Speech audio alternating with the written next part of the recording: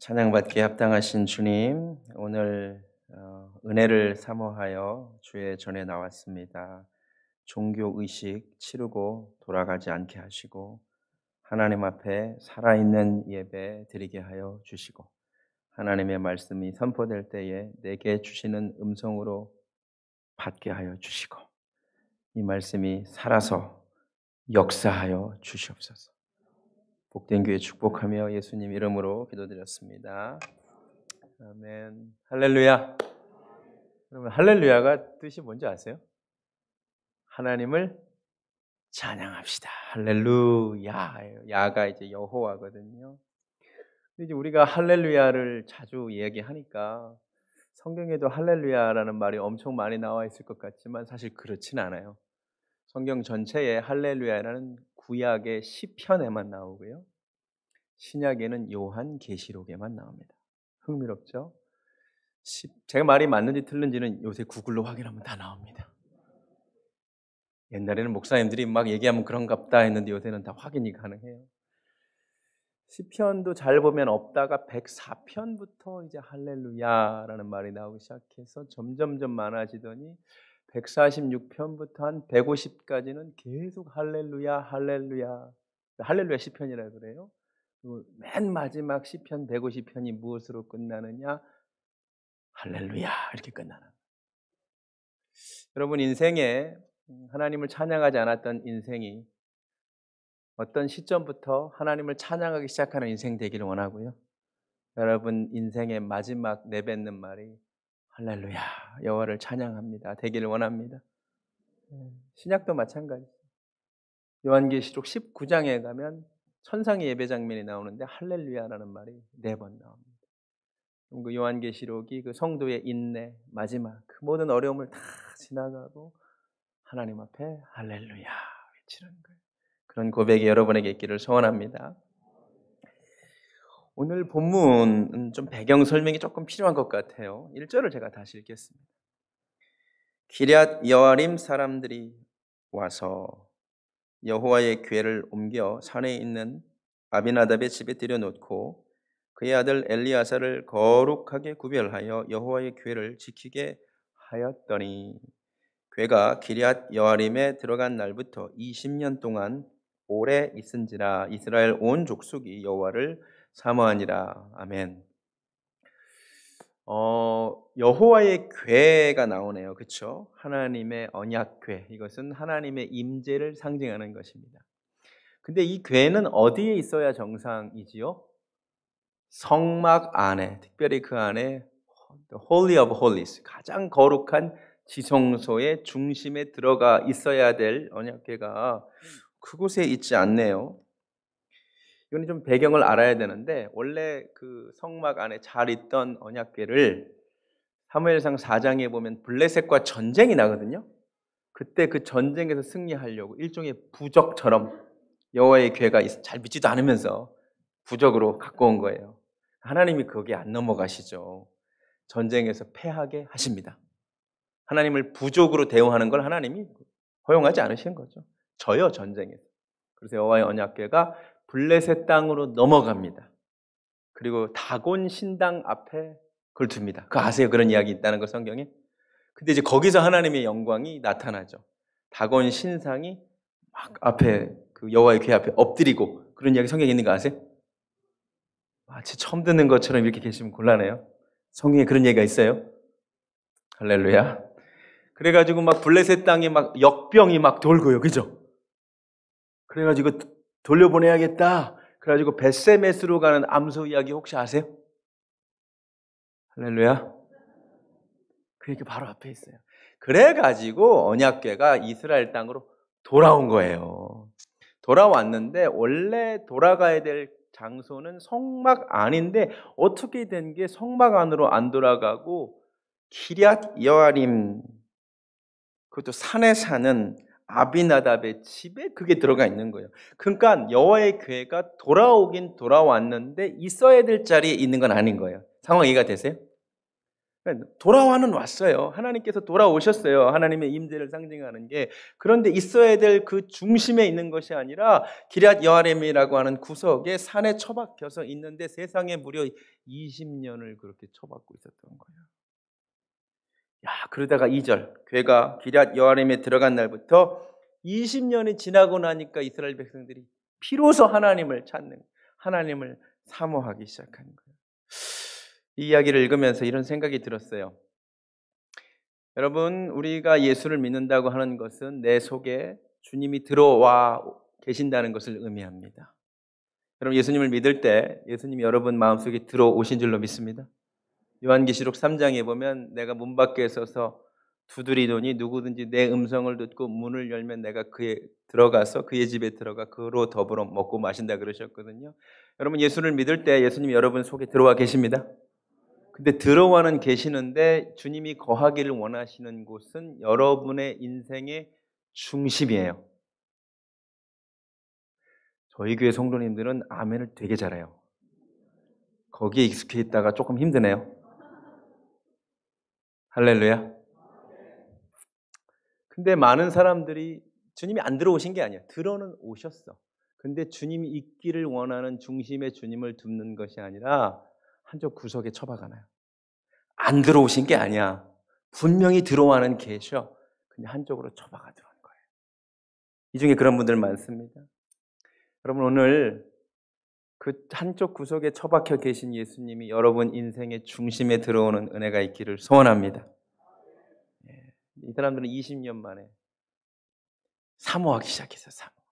여러분, 사모한다는 거 되게 중요해요. 제가 왜 여러분한테 막 아멘 하라고 막 그러는 줄 아세요?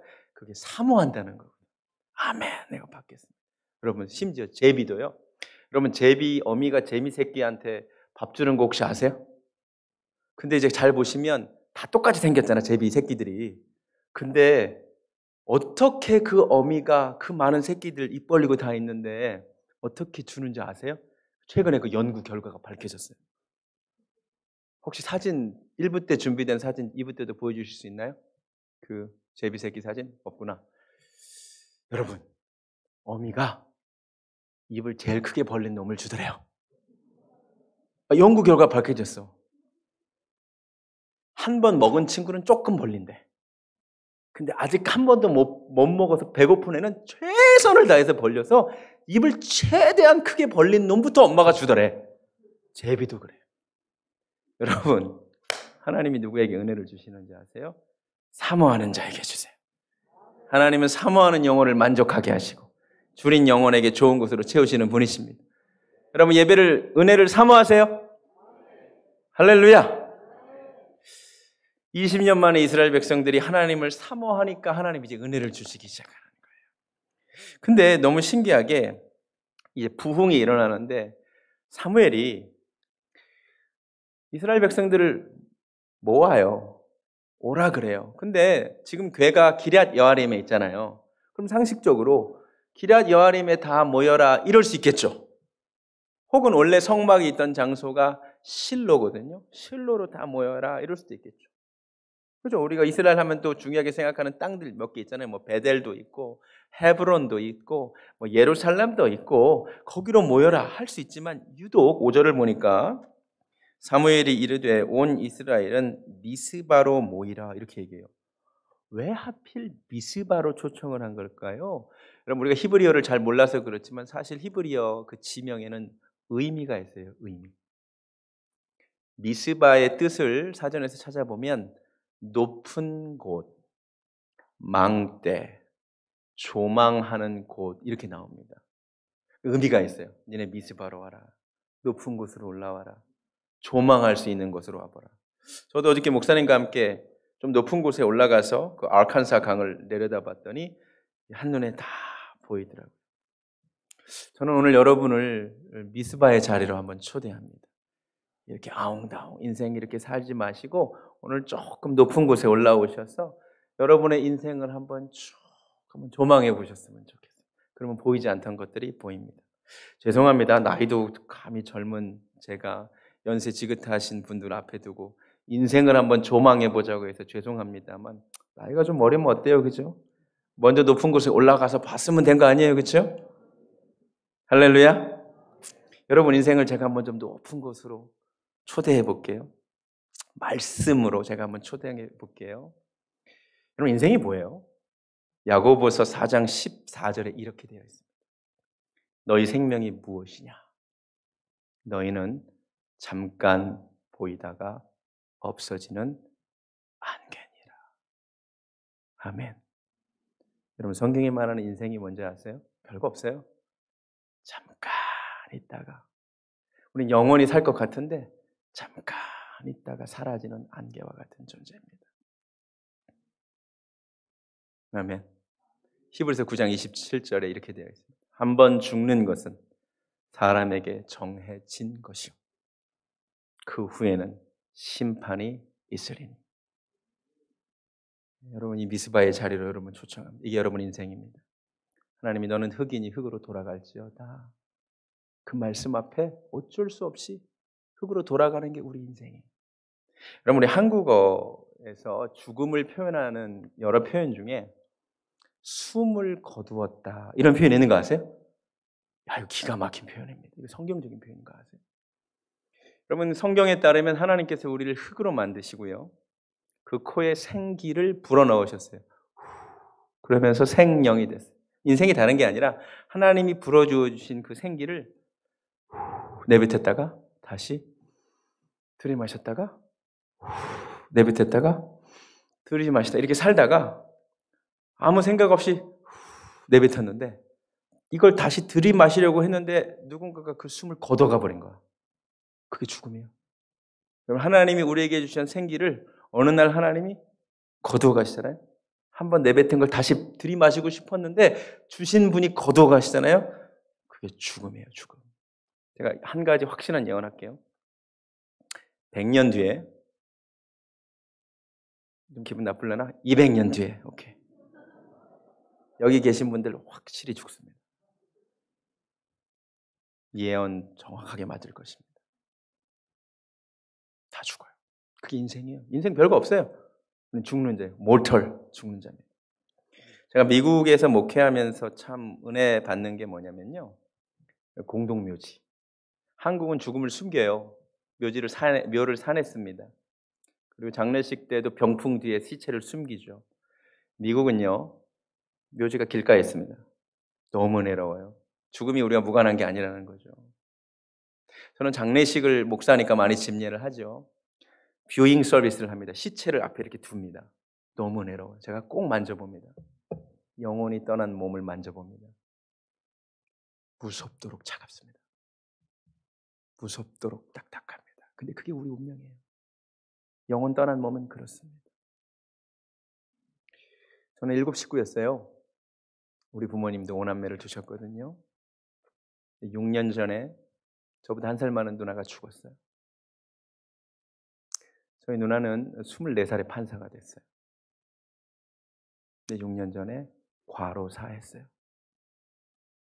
여러분 혹시 몇 년 전에 뉴스에 30대 여판사가 과로로 죽었다는 뉴스 혹시 지나가면서 보신 적 있으세요?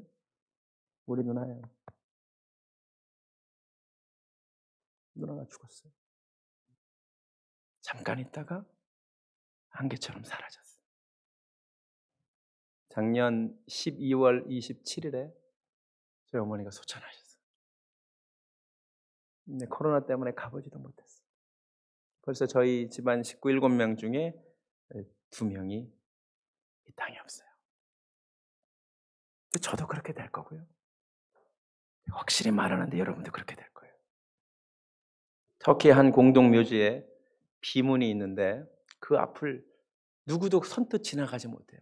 뭐라고 적혀 있냐면 나 어제 너와 같았으나 너 내일 나와 같으리라. 그걸 읽고 쉽게 못 지나가는 거예요. 왜냐하면 진리거든. 여러분 인생을 한번 조망하세요. 우리 한 번 살아요. 잠깐 살아요. 죽어요. 하나님 손 걷어가세요. 근데 그 후에는 심판이 있어요. 아멘. 진시황이 불로초를 구했지만 못 구했어요. 성경에서 여호수아라는 인물은 대단한 인생 역전을 이룬 인물이죠. 태어나 보니 노예야. 아버지도 노예, 할아버지도 노예, 아는 사람 다 노예야. 삼촌도 노예, 이모도 노예, 그죠? 노예로 태어났으니까. 친구도 노예. 근데 그 여호수아가 인생의 역전을 이루어서 여호수아가 모세의 후계자 된 거 아세요? 여호수아가 대단한 것을 하는데 많은 걸 멈추게 해요. 요단 강물을 멈추게 한 거 아세요? 여호수아가 해를 멈추게 한 거 아세요? 근데 그도 시간은 못 멈췄어요. 죽어요. 여러분 머리 위에 보이지 않지만 여러분 인생에 남은 시간이 다 하나씩 있는 거 아세요? 눈에 보이지 않지만 조금씩 줄어들고 있어요. 제가 이것을 조금 누가 영상으로 만들어주면 좋겠다고 생각을 하고 있는데 우연히 미국 가수의 뮤직비디오를 봤는데 이분이 크리스찬인지 아닌지도 잘 모르겠는데 제가 좀 그려냈으면 하는 거를 그 뮤직비디오로 만들었어요. 한번 보시기 바랍니다. 전도서 12장 13절 일의 결국을 다 들었으니 하나님을 경외하고 그의 명령들을 지킬지어다. 이것이 사람의 본분이니라. 아멘. 제가 오늘 여러분을 미스바의 자리로 초청합니다. 여러분 영원하지 않은 것에 너무 큰 소망 두고 살지 마세요. 지금 뭐 사업 하나 더 하고 그게 중요한 게 아니에요. 여러분 하나님 앞에 설 준비 되셨어요? 여러분 어렸을 때 학교 다니실 때 방학 때가 되면 되게 좋죠, 그죠? 어르신들. 근데 그러면서도 부담이 되는 게 하나 있죠. 한국은 방학하는 날 뭘 받아요? 성적표 받아. 방학 숙제도 받죠, 물론 그렇죠. 그보다 더 성적표를 받아. 통지표, 통신표라 그래. 기억나세요, 옛날에? 잔인해, 우리나라. 방학 시작하는 날죠. 공부 잘하는 사람은 괜찮아. 소수잖아. 공부 못하는 사람들은 그날 너무 힘들어. 우리 인생의 마지막 성적표를 받을 날이 옵니다. 하나님 여러분 성적표 주실 겁니다. 그럼 잘 생각하셔야 돼요. 그럼 하나님께 돌아가야 돼요. 아멘? 영원한 것을 사모하셔야 돼요. 어떻게 해야 되느냐? 3절. 사무엘이 이스라엘 온 족속에게 말하여 이르되 만일 너희가 전심으로 여호와께 돌아오려거든 할 게 있는데 먼저 이방 신들과 아스다롯을 너희 중에서 제거하고 우상을 제거하고 그 다음에 너희 마음을 여호와께로 향하여 그만을 섬기라라고 말합니다. 여러분 좀 하나님께 돌아오고 싶은 마음 생기셨어요? 아멘. 두 가지가 필요해. 먼저 우상을 제거해야 돼. 나 우상 안 섬기는데요, 하나님. 나 불쌍하게 절도 안 하는데요. 우리가 그런 우상은 안 섬기지. 근데 다른 게 우상이잖아. 우리 많이 들었잖아요. 하나님보다 더 의지하는 게 우상이다. 뭐 이런 얘기 들어보셨죠? 제가 그 근거를 알려드릴게요. 그럼 10계명 제1계명이 뭐예요? 네? 뭐라고요? 나 외에 다른 신을 섬기지 말라. 근데 여러분 혹시 영어 성경 갖고 계세요? 대부분의 영어 성경은 나 외라고 번역하고 있잖아요. You shall have no other gods before me라고 되어 있어요. 혹은 ahead of me라고 되어 있어요. 대부분의 본문은. 다른 신을 하나님보다 before, 앞에 두지 말라 이거예요. 하나님보다 먼저 찾는 게 우상입니다. 내가 어떤 문제가 있는데 먼저 돈을 찾아. 그게 내 우상이야. 깨달아지세요? 우상 숭배 많이 해요. 그거 버리세요.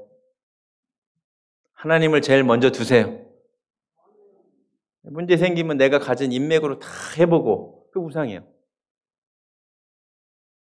그 다음에 나중에 하나님 찾아. 하나님보다 먼저 찾는 게 우상이라고요. 하나님을 제일 먼저 찾으세요. 또 우상은 또 뭐가 우상이죠? 깎아 만든 신이 우상이죠. 맞아요? 깎아서 만든 게 우상이잖아. 저 우상 깎아 만든 적 없는데요. 정말 그래요? 우리가 하나님을 믿긴 믿는데 하나님도 우상처럼 만들 수 있어요. 동성애자들이 최근에 하는 일들이 그런 거예요. 동성애 옹호론자들이. 뭐라고 얘기하는 줄 아세요? 하나님은 나를 있는 모습 그대로 사랑하셔. 나 정죄하지 마. 이런 얘기 들어보셨어요? 맞죠. 하나님은 우리를 있는 그대로 사랑하시죠. 맞아요. 그런데 동시에 하나님은 죄를 미워하시고 싫어하시고 심판하시는 분도 맞죠. 근데 내가 하나님은 나를 사랑하는 분은 받아들이는데 심판하시는 하나님은 깎아서 버려버려요. 난 그건 못 믿겠다는 거예요. 이해가 되세요? 그게 우상이에요. 하나님을 믿는다고 하지만 우상 믿고 있는 거예요. 아, 나는 천국 보내시는 하나님은 너무 좋은데 아유, 지옥으로 보내는 하나님은 못 믿겠어. 지옥으로 보내는 하나님은 깎아서 버려버려요. 그게 우상이에요, 우상. 많은 사람들이 우상 섬깁니다. 내가 믿고 싶은 신, 내가 만든 신 섬깁니다. 여러분, 하나님, 성경이 말하는 하나님을 그대로 믿으시기 바랍니다. 예, 그 우상들 다 버려버리고 하나님께로 돌아와야 돼.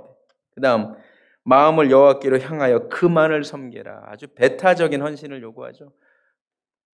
먼저 마음을 여호와께로 향하라 그랬죠. 이거 향하다, 방향을 바꾸다. 이게 회개죠, 회개. 여러분, 회개하셔야 돼요.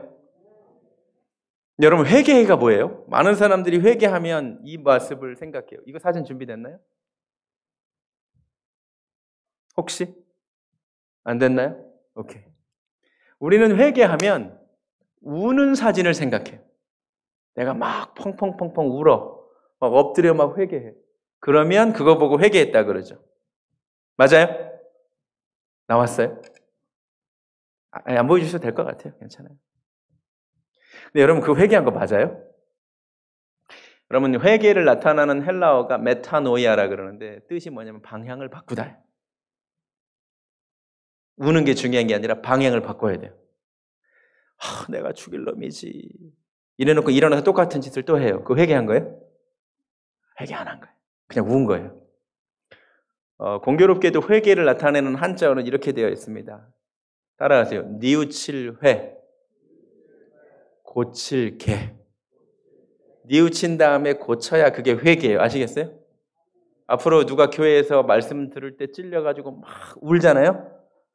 회개했나 보다 그러지 마세요. 앞으로 바꾸세요. 회했나 보다 그러세요. 뉘우친 거예요. 뉘우친 거. 내가 죽일러. 개는 언제 하는 거예요? 집에 가서 하는 거예요. 할렐루야. 감동이라는 말도 기가 막혀요. 그 감이 따라하세요. 느낄 감, 움직일 동. 앞으로 누가 예배 시간에 막 은혜 받는 것 같거든. 감동받았다 그러지 마시고 감했나 보다 그러세요. 진하게 감했나 보다. 동은 어디서 하는 거예요? 집에 가서 하는 거예요. 너무나 많은 사람들이 회개했대요. 거짓말 좀 하지 마세요. 회한 거예요, 그냥. 예배 시간마다 회해, 느껴, 감해, 뉘우치고 느껴요. 집에 가서 똑같이 그 짓 해요. 회개 안 해요. 회개 안 해요. 그 탕자가요, 아버지, 나쁜 놈이에요. 아버지한테 유산을 달라 그러죠. 무슨 말이냐면, 당신하고 살기는 싫은데 당신 돈은 필요하다 이 말이거든요. 나쁜 놈이죠. 그리고 아버지한테 돈을 받아내가지고는 멀리 떠나죠. 근데 그 돈 다 방탕한 데 써버리고 돼지가 먹는 쥐염 열매 주워 먹다가 이게 뭐야? 우리 아버지 집에서는 품꾼들도 많은데 나는 여기서 줄여 죽는구나. 이거 회개한 거예요? 회한 거예요? 회한 거야 그냥. 감했어. 근데 계속 거기 살아. 그럼 무슨 소용이 있어요? 그가 일어나서 아버지 집으로 돌아가요. 이게 회개야. 할렐루야. 여러분, 오늘 예배 시간을 통해 뭐 좀 느꼈잖아. 인생이 유한함을 느꼈죠. 심판자 대신 하나님 앞에 서야 되는 존재구나 감했죠. 여호와께 돌아오기 원하세요? 돌아가세요. 삶을 바꾸세요. 할렐루야. 자, 여러분, 이 교회에 맨날 회하고 맨날 감하지 마시고 회개하고 감동하는 은혜가 있기를 주님의 이름으로 축원합니다. 젊은 목사가 설교 잘하네. 이러지 좀 마세요. 데살로니가전서 2장 13절에 어떤 말씀이 있는지 아세요? 사도 바울이 데살로니가 교회에 편지를 쓰면서 내가 너희를 생각할 때 감사함은 너희가 우리의 말을 받을 때에 사람의 말로 받지 아니하고 하나님의 말씀으로 받음이니 진실로 그러하도다.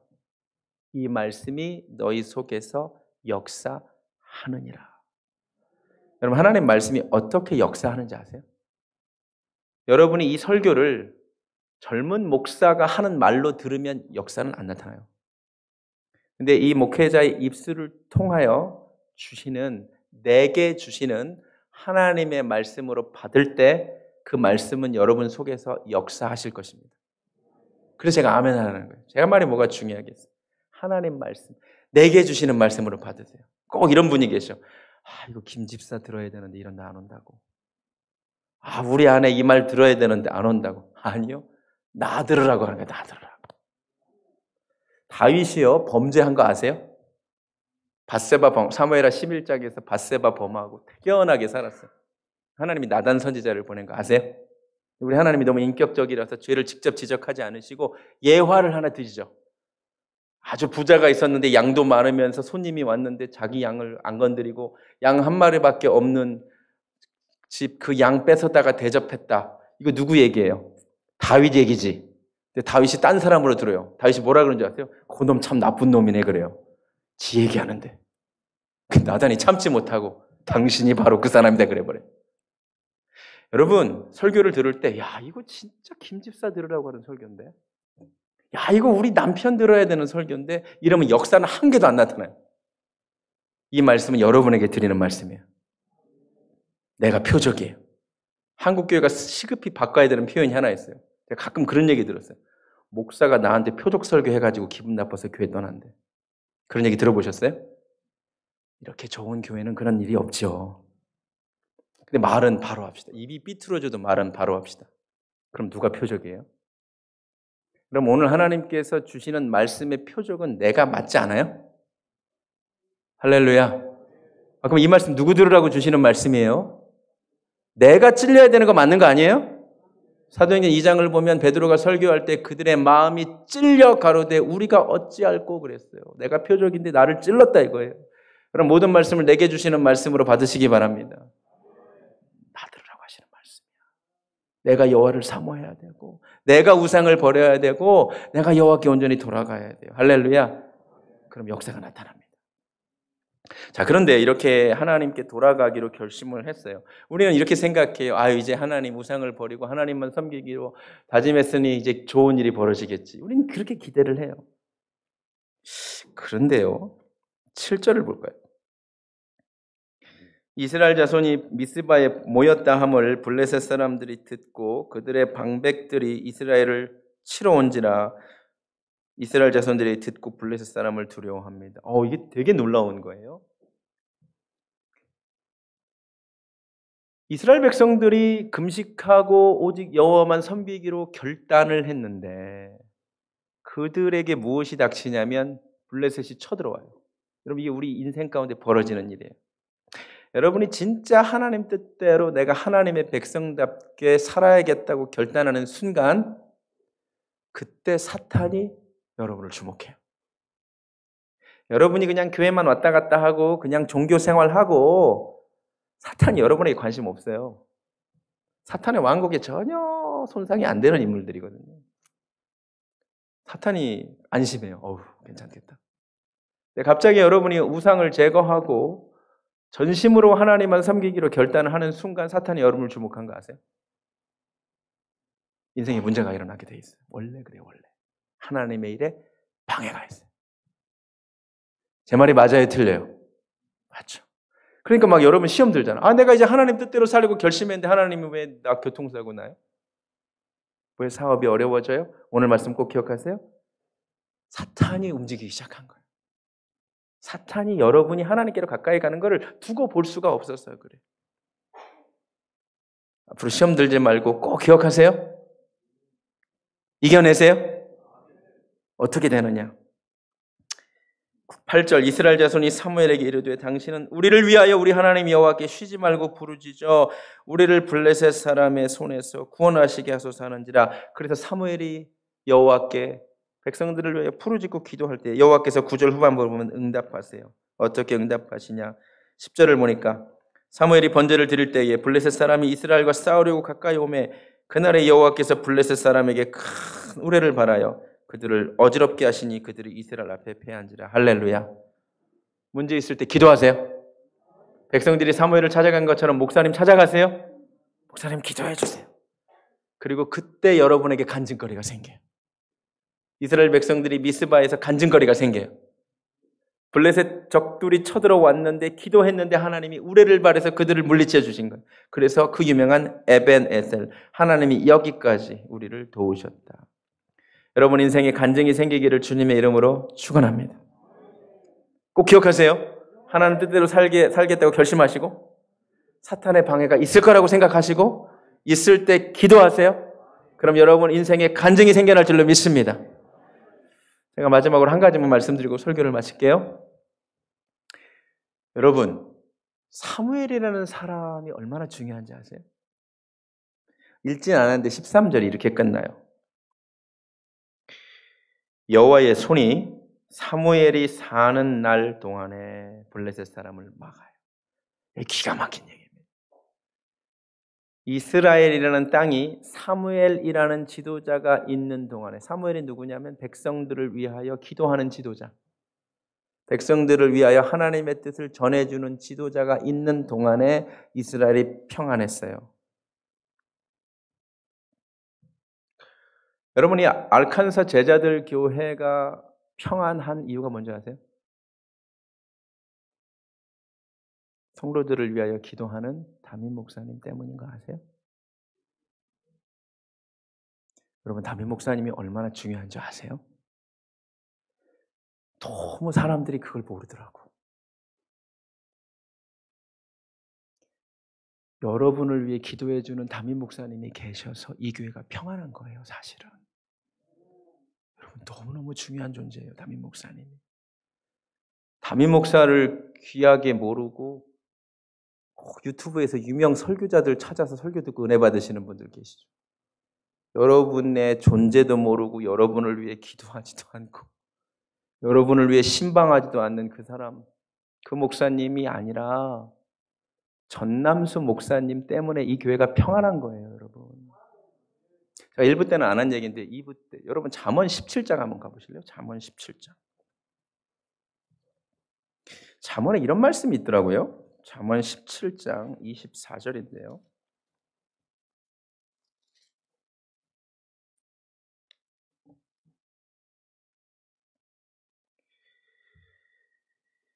지혜는 명철한 자 앞에 있거늘 미련한 자는 눈을 땅 끝에 두느니라. 이 부분 강조합니다. 미련한 자는 눈을 땅 끝에 두느니라. 여러분 우리의 시선이 가는 곳은 우리의 마음이 가는 곳입니다. 맞습니까? 여러분 많은 뉴스가 아침에 포털에 뜨지만 모든 기사를 다 클릭하지 않고 여러분 마음이 가는 뉴스를 보고 클릭하죠. 연예인들한테 관심이 있으니까 연예인 기사 클릭하죠. 스포츠 중에서 관심이 있는 기사만 클릭하죠. 그렇죠? 우리 아틀란타 브레이브스가 월드 시리즈 진출한 거 아세요? 봐봐, 관심 없잖아요, 여러분은. 저 메이저리그에 전혀 관심 없는데 아틀란타 산다는 이유로 요새 그거 봐요. 저는 풋볼은 아무 관심이 없어서 어떤 뉴스도 클릭해서 보지 않아요. 내 눈이 가는 곳은 내 마음이 가는 곳이에요. 아시겠어요? 근데 이 미련한 자는 눈이 땅 끝에 가 있대요. 마음이 땅 끝에 가 있대요. 가까운 데는 못 보고 먼 데만 본대요. 자, 이런 거 제가 쉽게 얘기할게요. 아프리카 선교지에 교회 짓자 그러면 사람들이 지갑 열고 헌금하는 거 아세요? 기꺼이. 근데 우리 교회 건축하자 그러면 팔짱 껴요. 눈이 땅 끝에 가 있어요. 이걸 보고 성경은 어리석다 얘기합니다. 제 말이 이해가 되세요? 저 멀리 있는 선교사님들 귀하시죠? 아프간에서 일하시는 분들. 우리 교회도 지난번에 아프간 교회를 위해서 좁자고 제가 한 주 광고했는데 그날 광고했는데 헌금이 35,000불 들어왔어요. 오늘 무슨 얘기를 하면 놀라실래요? 제가 그날 아프간 탈출 미션 사역 헌금하자 그랬더니 성도들이 지갑을 열어 헌금하는데 35,000불이 들어왔어. 다음 주에 5,000불이 들어왔어. 대단하지 않아요? 근데 내가 우리 교회 건축하자고 작정 헌금하라 그랬더니 지금 절반밖에 안 했어. 저 멀리 있는 선교사님들을 위해 기도하는데 여러분이 담임 목사님을 위해 기도하지 않으면 여러분 미련한 겁니다. 어리석은 겁니다. 내 남편한테는 그렇게 맨날 툴툴대고 하면서 다른 남자한테는 그렇게 친절하잖아요. 미련한 거예요. 눈이 땅끝에 가 있는 거예요. 내 아내는 함부로 대하면서 다른 여자들은 그렇게 친절해. 그 미련한 거예요. 미련한 거. 미련한 자는 눈이 땅끝에 가 있습니다. 여러분 담임 목사님 얼마나 중요한지 아세요? 그럼 담임 목사님 때문에 이 교회 평안한 거예요. 아멘? 담임 목사님 위해 좀 기도하세요. 제가 안타까운 사실 하나 알려드릴게요. 사무엘상 돌아와서 8장 한번 보실래요? 8장 1절.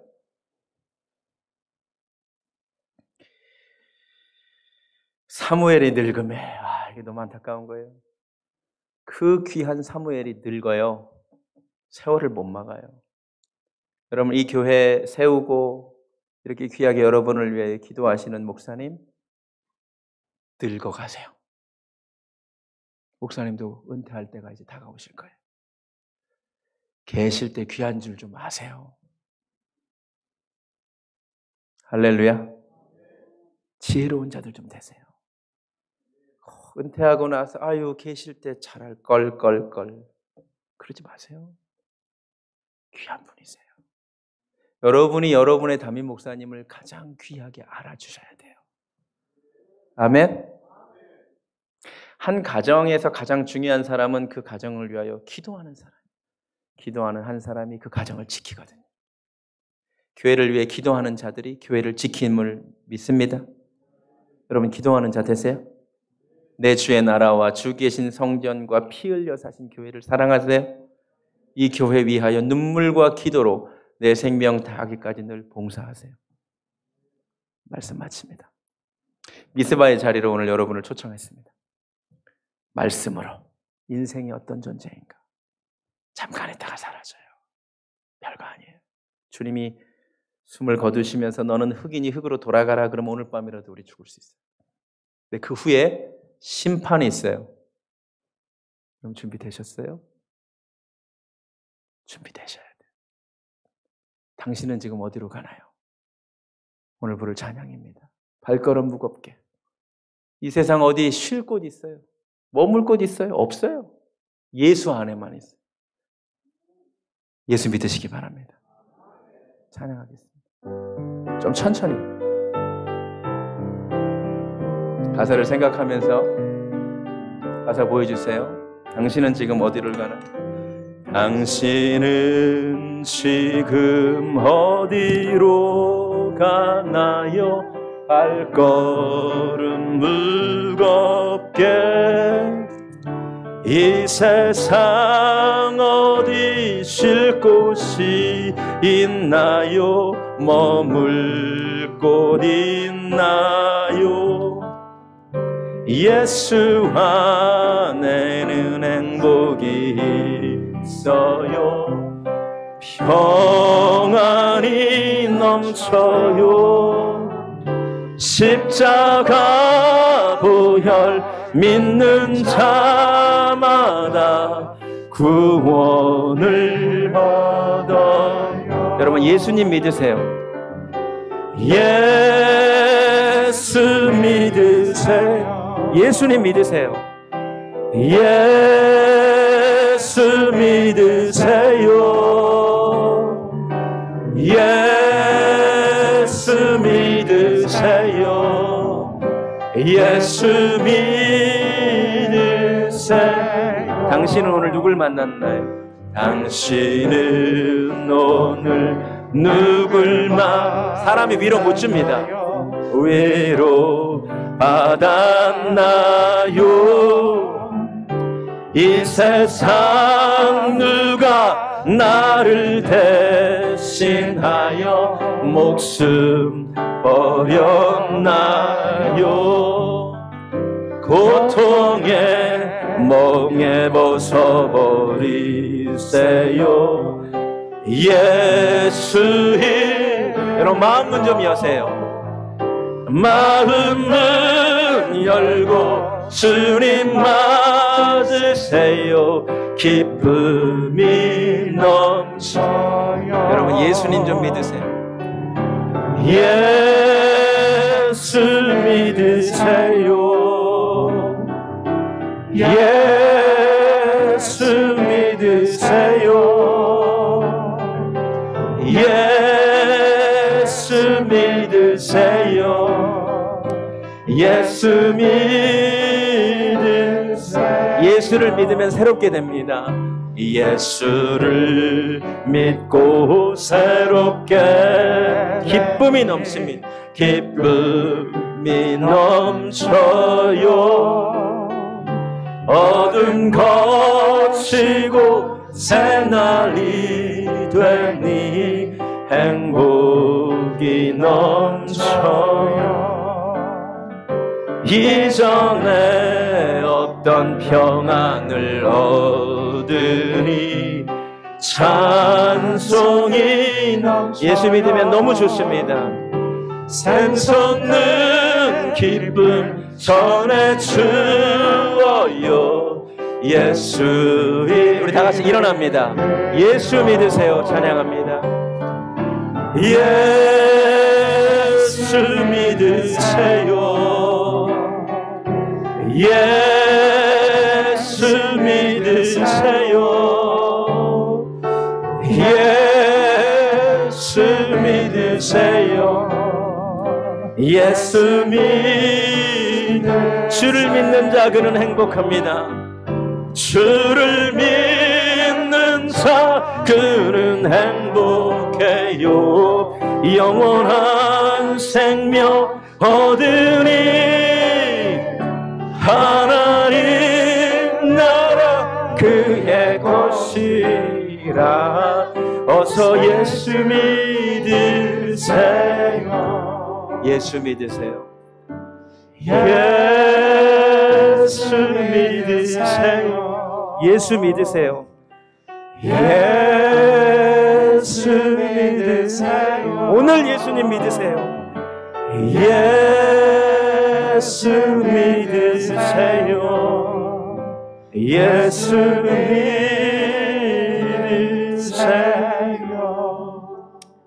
눈을 감습니다. 여러분 거룩하신 하나님 앞에 어떻게 서실래요? 심판자 앞에 어떻게 서실래요? 복된 소식 하나 알려드릴게요. 예수님이 나를 대신하여 죽으셨는데 그거 믿으면 하나님이 용서하신대요. 이게 우리 소망이에요. 예수 믿으세요. 그게 살 길이에요. 이 중에 예수를 믿는 분도 계시고 안 믿는 분도 계세요. 오늘 여러분이 구원받았으면 좋겠습니다. 너희가 입으로 마음으로 믿어 의에 이르고 입으로 시인하여 구원에 이른다고 했어요. 자, 여러분에게 오늘 한번 기회를 드릴 텐데요. 한번 저를 따라해 주실래요? 예수님, 내가 오늘 주님 믿기 원합니다. 주님이 나의 죄를 위하여 십자가에서 피 흘리셨음을 믿습니다. 주께서 부활하신 줄로 믿습니다. 주님 믿고 구원받기 원합니다. 할렐루야. 하나님 아버지 너무나 감사합니다. 오늘 예수 이름 앞에 인생을 조망해 보고 내 인생이 얼마나 헛된 것임을 깨닫고 부질없는 것임을 깨닫고 이제 심판자 되시는 하나님 앞에 설 준비를 해야 될 텐데 마지막 성적표를 받을 준비를 해야 될 텐데 내게 무슨 선한 것이 있나이까? 예수 믿고 구원받게 하여 주시옵소서. 예수 믿고 하나님 앞에 서서 구원받는 놀라운 은혜가 오늘 있게 하여 주시옵소서. 복된 교회를 축복하며 예수님 이름으로 기도드렸습니다. 아멘.